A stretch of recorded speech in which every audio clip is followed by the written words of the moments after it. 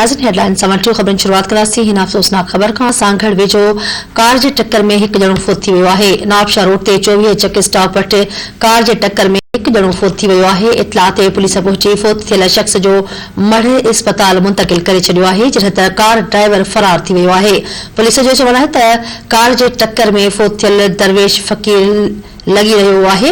Police मूजिबि फौत थियल शख़्स जे खीसे मां सुञाणप कार्ड बि नाहे मिलियो, जंहिं सबबि सुञाणप नाहे थी सघी। अफ़सोसनाक ख़बर अवां खे ॾियूं पिया। सांघड़ वेझो कार जे टक्कर में हिकु ॼणो फौत थी वियो आहे। नवाबशाह रोड ते 24 चेक स्टॉप वटि कार जे टक्कर में हिकु ॼणो फौत थी वियो आहे। इतला ते पुलिस पहुची फौत थियल शख़्स जो मढ़ इस्पताल मुंतक़िल करे छॾियो आहे, जॾहिं त कार ड्राइवर फरार थी वियो आहे।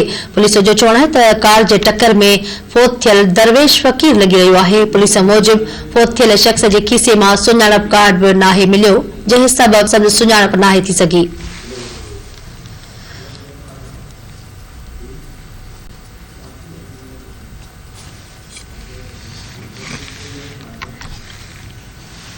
सांघड़ वेझो कार जी टक्कर में हिकु ॼणो फौत थी वियो आहे। नवाबशाह रोड ते 24 चेक स्टॉप वटि कार जे टक्कर में हिकु ॼणो फौत थी वियो आहे। सांघड़ वेझो कार जे टक्कर में हिकु ॼणो फौत थी वियो आहे। नवाबशाह रोड ते 24 चेक स्टॉप वटि कार जे टक्कर में हिकु ॼणो फौत थी वियो आहे। इतला ते पुलिस पहुची फौत थियल जो शख़्स जो मढ़ इस्पताल मुंतक़िल करे छॾियो आहे, जॾहिं त कार ड्राइवर फरार थी वियो आहे।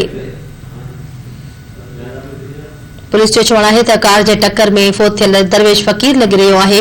पुलिस मूजिबि फौत थियल शख़्स जे खीसे मां सुञाणप कार्ड न मिली सघियो आहे, जंहिं सबबि संदसि सुञाणप नाहे थी सघी।